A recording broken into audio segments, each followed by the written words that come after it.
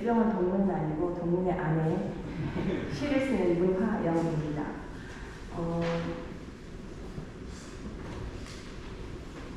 제가 이 자리에 서니까 좀 떨리기도 하고 또 제가 갑자기 조금 멋진 사람이 된 것 같은 그런 느낌이 듭니다.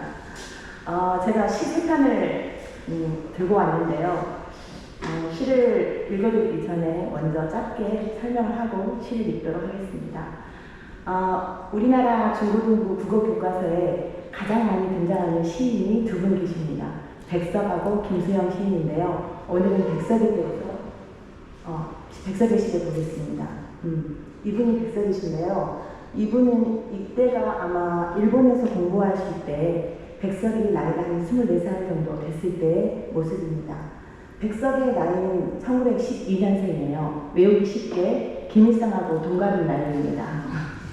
그리고 백석은 우리나라에서는 1988년 이전까지는 그의 작품을 읽을 수가 없었어요. 왜냐하면 월북 작가로 지목이 되어 있어서 그의 작품을 읽는 것은 불법에 속했습니다. 그런데 지금은 문단에서 월북 시인이 아니라 제국 시인이다라는 이야기를 합니다. 왜냐하면 백석의 고향이 평양북도 정주이기 때문입니다. 1940년도에 백석이 만주에서 살다가 해방이 되자 고향인 정주에 가서 계속 살았거든요. 그리고 6.25가 나고 38선이 그어지고 해서 그를 제국 시인이라고 이야기를 합니다. 우리나라에서 시인들이 가장 사랑하는 시인으로 백석을 꼽습니다.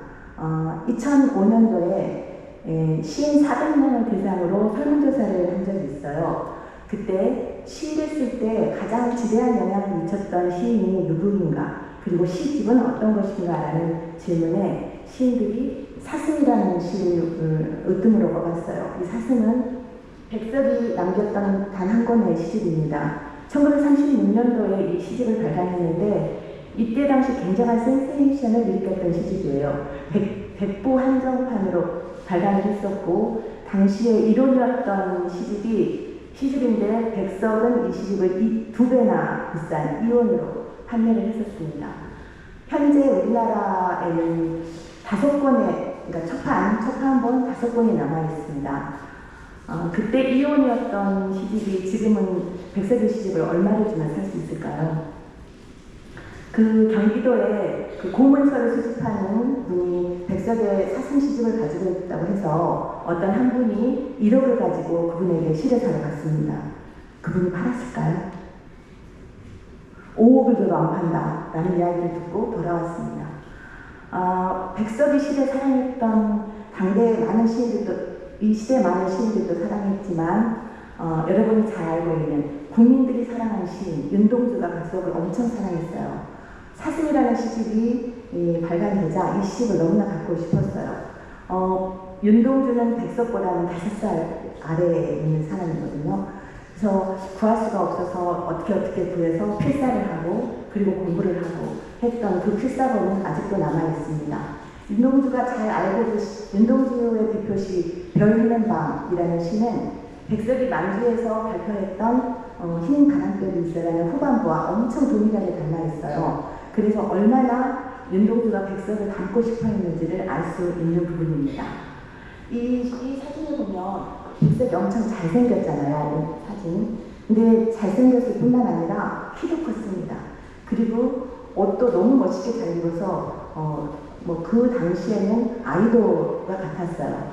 백석이 일본에서 유학을 끝내고 경성으로 돌아왔을 때 조선일보 기자 생활을 했습니다. 그때 백석이, 이렇게 잘생긴 백석이 평생 동안 짝사랑을 하게 만든 한 여인을 운명적으로 만납니다. 같은 조선일보 기자였던 허준이라는 그 기자가 결혼을 할 때 이제 그 하객으로 참여하게 되거든요. 그때 우연히 그곳에서 만난 백경련이라는 이화여고를 다니는 통영 여자를 한눈에 반하게 됩니다. 그런데 그 백석의 그 마음을 너무나 잘 알고 있었던 조선일보 기자인 신현준이라는 사람이 친구의 마음을 알면서도 불구하고 백석의 그 여자와 결혼을 해버려요. 그 마음이 어떠했는지는 짐작이 가시잖아요. 시에 절절히 나와 있습니다. 그리고 그 옆에 있는 사진은 백석이 조선일보를 떠나서 조선일보를 사임하고 함흥에 있는 영생고고의 영어교사로 있을 때입니다. 이때 백석이 두 번째 용맹적인 여인을 만납니다. 혹시 아시나요? 기생자야. 자야를 만나게 되거든요. 근데 백설의 아버지가 아들이 기생과 너무 친한 사이가 사귀고 있다는 이야기를 듣고 불안해지죠. 그래서 방학이 되면 집으로 와라 라는 기대를 하게 돼요. 백설이 집으로 내려가자마자 아버지가 결혼을 시켜버립니다. 그리고 돌아와서 자야에게 결혼했다고 이야기를 하죠. 그러니까 이 기생자야가 백석의 앞길을 막을 수 없다 하고 생각하고 혼자 몰래 경성으로 도망을 옵니다. 백석이 경상에 있는 자야를 찾아서 오면서 기차를 타고 오면서 그 손에 들려있었던 시 한 편이 있었습니다. 그게 바로 오늘 저희가 읽을 나와 나타샤와 흰 당나귀입니다. 자야 여사는 백석이 줬던 그 시를 보면서 평생 자기가 나타샤라고 생각을 했어요. 그런데 백석을 연구하는 연구자들은 그게 맞기도 하지만 또 아니기도 하지 라는 생각을 합니다. 그 이유는 여기서 다 설명하기에는 너무 긴 시간이 걸리기 때문에 여기서 끝내지 않도록 하겠습니다. 그런데 이 자야 여사의 마지막 행보가 세간에 1990년대에 엄청난 큰 이슈를 일으켰습니다. 자야 여사가 기생이었기 때문에 그 기생들이 그 하는 뭐죠?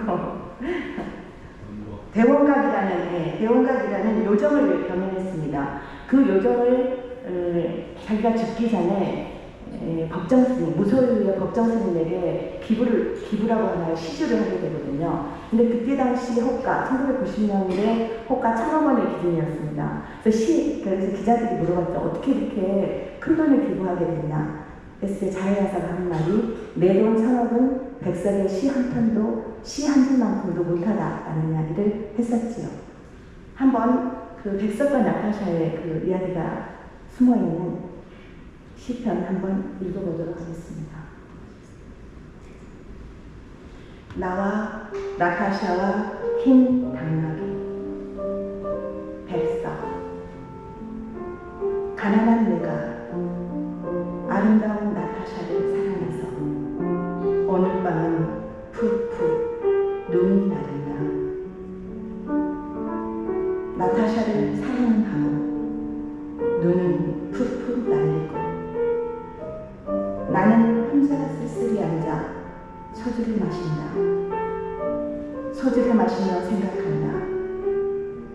나타샤와 나는 눈이 푹푹 날리는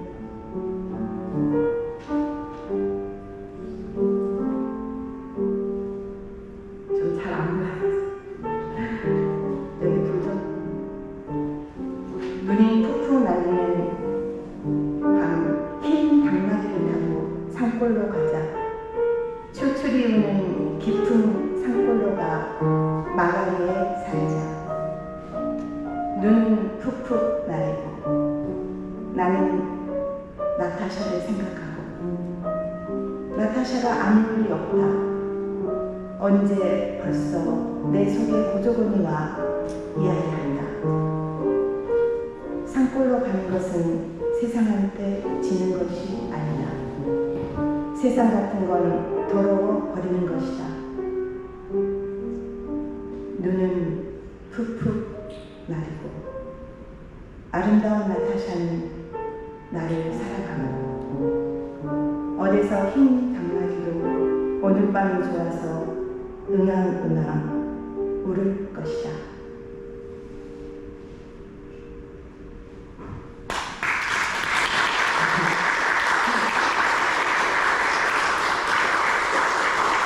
두 번째 제가 가져온 시는요, 그 내비 계시는 선생님들이 환자들을 치료하시고 돌보시는 분이어서 그와 관련되는 시를 찾아봤거든요. 문태준의 가정인데요. 문태준은 1970년생이고 이렇게 생기셨습니다. 제가 개인적으로 한번 만난 적이 있는데 굉장히 말수가 적으시더라고요. 이 시대에 가장 시를 잘 쓰는 시인으로 그 누구도 부정할 수 없는 분입니다. 문태준 시인이 이 시를 썼을 때 시장 노트라는 게 있거든요. 그거를 공개한 적이 있어요. 큰어머니가 돌아가셨을 때 큰어머니의 기린을 시를 쓰고 싶으셨다고 해요.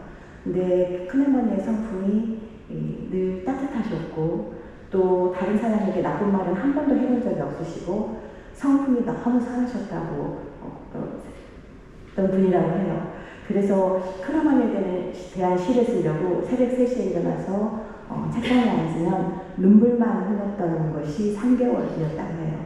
애도의 기간 3개월이 지나고 폭풍같이 쏟아낸 작품이 가정이 3편 연작시를 발표합니다. 근데 시인들은 주로 시를 쓰면 퇴고를 엄청 많이 하거든요. 근데 이 시는 퇴고를 한 번도 하지 않고 한 호흡으로 썼다라는 이야기를 하고 있습니다. 그리고 그 옆에 이 옆에는 그 연필 드로잉이에요. 작품이거든요. 이거는 지금 앞에서 사진을 찍고 있는 분이 이 가장에 나오는 큰어머니의 손자예요. 이분은 우리나라에서 지금 가장 젊은 화가로서 유망주로 손꼽히는 문석식 화가이고요. 할아버지 그리고 이 할머니인데 이 할머니가 바로 가장에 나오는 그 큰어머니입니다. 이 작품만 보더라도 큰어머니의 삶과 태도가 어떠하셨는지 알 수 있죠. 제가 가장을 한번 읽어드리겠습니다. 가재미 문태준 감촌의료원 6인실 302호에 산소 마스크를 쓰고 암 투병 중인 그녀가 누워있다. 바닥에 바짝 엎드린 가재미처럼 그녀가 누워있다. 나는 그녀의 옆에 나란히 한 마리 가재미로 눕는다. 가재미가 가재미에게 눈길을 건네자 그녀가 울컥 눈물을 쏟아낸다. 한쪽 눈이 다른 한쪽 눈으로 올라붙은 야윈 그녀가 운다. 그녀는 죽음만을 보고 있고 나는 그녀가 살아온 파랑 같은 날들을 보고 있다. 좌우로 흔들며 살던 그녀의 물속 삶을 나는 떠올린다. 그녀의 오솔길이며 그 길에 돋아나던 대낮의 뻐꾸기 소리며 가늘은 국수를 삶던 저녁이며 흑담조차 없었던 그녀 누리의 가게를 떠올린다. 두 다리는 서서히 멀어져 가라앉히고 폭소를 견디지 못하는 나뭇가지처럼 등뼈가 구부정해지던 그 겨울 어느 날을 생각한다. 그녀의 숨소리가 느릅나무 껍질처럼 점점 거칠어진다. 나는 그녀가 죽음 바깥의 세상을 이제 볼 수 없다는 것을 안다. 한쪽 눈이 다른 쪽 눈으로 캄캄하게 쏠려버렸다는 것을 안다.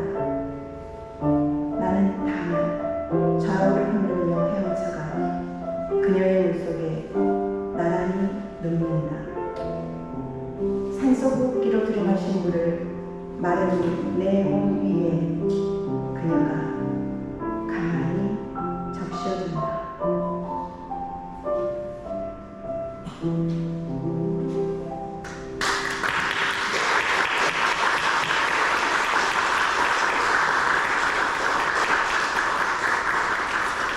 세 번째는 송구하게도 제 시거든요. 이 두 분의 한국 문단의 두 분의 큰 거장과 함께 제 시를 읽는다는 것은 너무 송구한 일인데 우리 선생님들 덕분에 제가 오늘은 호사를 누려보도록 하겠습니다. 제가 제 시집이 화장의 기술이고 이 시는 표제시입니다. 저는 인생을 살아가는 게 화장을 하는 것 같다, 메이크업을 하는 것 같다라는 생각을 해봤습니다. 나의 부족한 부분, 또 나의 단점, 나의 기질들 이런 것들을 다듬고 또 고치고 아름답게 하면서 살아가다가 마지막 날에는 화장을 하고 그리고 하늘나라를 간다라는 생각을 합니다. 내가 이 땅에서 어떻게 메이크업을 했는지, 어떻게 화장을 했는지의 그 이미지로, 그 모습으로 하나님 앞에 선다는 생각을 하거든요. 그래서 너는 그럼 오늘 매일매일을 어떻게 살래? 라는 그 무거운 주제 앞에 제가 좀 더 가벼운 터치로 시를 쓰고 싶었습니다. 읽어보겠습니다. 화장의 기술 문화영. 우울함을 커버하는 데는 물광 파운데이션이 좋아. 립스틱은 빨개도 되고 누드빛이어도 돼. 립스틱과 같은 색깔의 볼터치를 해주면 자신감이 생긴다는 거야. 듬성거리는 눈썹은 꼼꼼하게 메꿔줘야 해. 모난 성격을 다듬듯 공을 들여야 하지. 네가 나를 닮아 이마가 납작하잖아? 하이라이트로 음영을 줘봐. 이마 위로 꿈이 흐르는 것 같지 않니? 넌 아직은 모르지만 눈뿐만이 아니라 입꼬리도 찾으더라. 이건 화장으로도 포장이 안 돼. 미소로 늘어진 용기를 당기는 거지. 주름진 생각도 팽팽해지게. 아직 끝난 게 아니야. 완성은 지우는 것이거든. 길어진 마스카라는 솜과 면봉으로 2번 닦아야 해. 과잉된 것은 꼭 잔여물이 남으니까. 종이를 높여놓은 콧대는 리무버로 지우고 저녁이면 자기의 민낯을 바라봐야 하지. 그래야 아침이면 극진하게 화장을 하거든. 네 예언님도 오랜 시간을 들여 화장하고 관에 들어가셨지. 볼부족촉한 볼터치에 미소를 머금었던 거 기억나니?